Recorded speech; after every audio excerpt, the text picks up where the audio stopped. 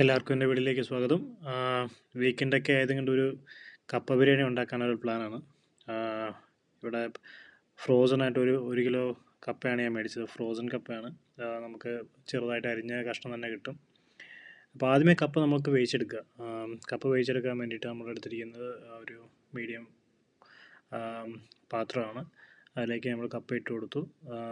പിന്നെ ആവശ്യമുള്ള ഉപ്പും ഒരു 1/2 ടീസ്പൂൺ മഞ്ഞൾപ്പൊടിയും പിന്നെ കുറച്ച് കറി ലീഫ് കൂടി ഇട്ട് വേവിച്ചെടുക്കുക.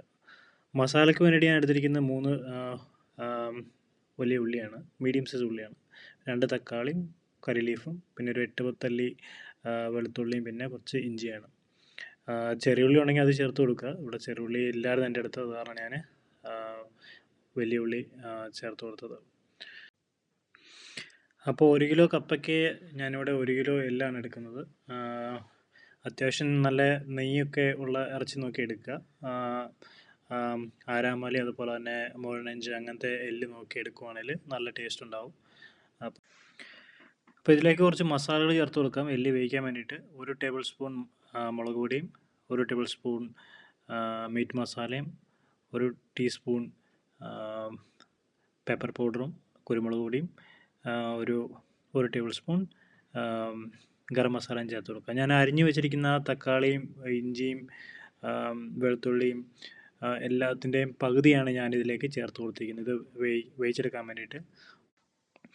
ബാക്കി വരുന്ന പകുതി മസാല ഒന്ന് മൂപ്പിച്ചിട്ട് കൊടുക്കുക.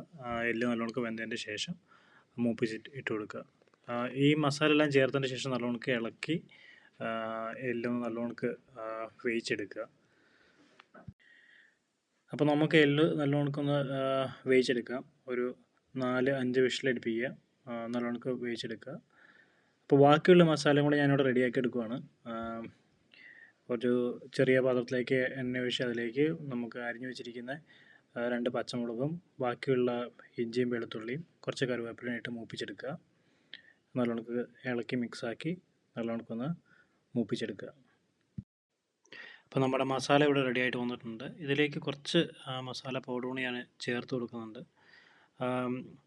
ഒരു 1/2 ടീസ്പൂൺ ഗരം മസാലയാണ് ഞാൻ ചേർത്ത് കൊടുക്കുന്നുണ്ട്. പിന്നെ ഒരു 1/2 ടീസ്പൂൺ പെപ്പർ പൗഡർ കൊണ്ട് ചേർത്ത് കൊടുക്കുന്നുണ്ട്.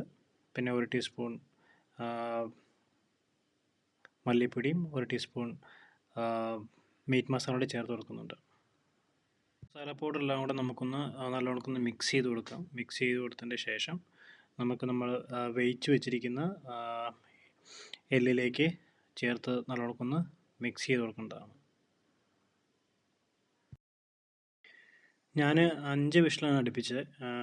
അപ്പം എല്ല് നല്ലോണം വെന്ത് വന്നിട്ടുണ്ട്, നിങ്ങൾക്ക് കാണാൻ പറ്റുന്നുണ്ട്. നല്ലോണം വെന്ത് വരണം, ഇല്ലെങ്കിൽ നമ്മൾ കപ്പയായിട്ട് ഇളക്കുമ്പോൾ ഒരു സുഖം ഉണ്ടാവില്ല. അപ്പം ആ മസാലയൊക്കെ നമുക്ക് ചേർത്ത് കൊടുക്കാം. എന്നിട്ട് ചേർത്ത് കൊടുത്തിട്ട് നമുക്ക് നല്ലോണം മിക്സ് ചെയ്തെടുക്കാം.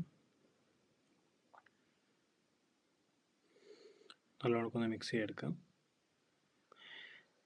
ഞാനൊരു 3 ഏലക്കയും പിന്നെ കുറച്ച് പെരിഞ്ചീരകം കൂടെ ഇതിൻ്റെ മുകളിൽ ഇട്ട് കൊടുക്കുന്നുണ്ട്. ഒരു ഫ്ലേവറിന് വേണ്ടിയിട്ടാണ്, ഒരു നല്ലൊരു ഫ്ലേവർ ഉണ്ടാവും അങ്ങനെ ചെയ്യുമ്പം. നിങ്ങൾ ട്രൈ ചെയ്ത് നോക്കുക. ഞാനിവിടെ ഫുള്ള് ഡ്രൈ ചെയ്തിട്ടില്ല, നിങ്ങൾക്ക് കാണാൻ പറ്റും. കുറച്ച് ഗ്രേവി ആയിട്ടിരിക്കണം, എന്നാലാണ് നമുക്ക് കപ്പയിലേക്ക് മിക്സ് ചെയ്യാൻ പറ്റുള്ളൂ. ഒത്തിരി ഡ്രൈ ആയി പോയിട്ടുണ്ടെങ്കിൽ നമുക്ക് കപ്പയിലേക്ക് മിക്സ് ചെയ്യുമ്പം കപ്പ കുറച്ച് ഡ്രൈ ആയിട്ടുണ്ടാവും. ഡ്രൈ ആയിരിക്കുന്ന ഒരു സുഖം ഉണ്ടാവില്ല. ഈ ഒരു പരുവത്തിലിരിക്കുന്നതായിരിക്കും നമുക്ക് നല്ലത്. അപ്പോൾ നമ്മുടെ കപ്പ ബിരിയാണി എല്ലും കപ്പയും ഇവിടെ റെഡി ആയിട്ട് വന്നിട്ടുണ്ട്, നിങ്ങൾക്ക് കാണാൻ പറ്റും. ഞാൻ ടേസ്റ്റ് ചെയ്ത് നോക്കിയായിരുന്നു, അടിപൊളിയായിട്ടുണ്ട്. ലാസ്റ്റ് കുറച്ച് പച്ച വെളിച്ചെണ്ണ അത് ചേർത്ത് കൊടുക്കുക. പിന്നെ കുറച്ച് കറി ലീഫ് കൂടി ചേർത്ത് കൊടുക്കുക. അപ്പോൾ നമ്മുടെ കപ്പ ബിരിയാണി ഇവിടെ റെഡി ആയിട്ട് വന്നിട്ടുണ്ട്. ഒരു സലാഡോ അല്ലെങ്കിൽ നാരങ്ങ അച്ചാറോ അങ്ങനത്തെ ആണെങ്കിൽ അതിൻ്റെ കൂട്ടത്തിൽ നല്ലതായിരിക്കും. അപ്പോൾ വീഡിയോ ഇഷ്ടപ്പെട്ടെങ്കിൽ ലൈക്ക് ചെയ്യുക, സബ്സ്ക്രൈബ് ചെയ്യുക.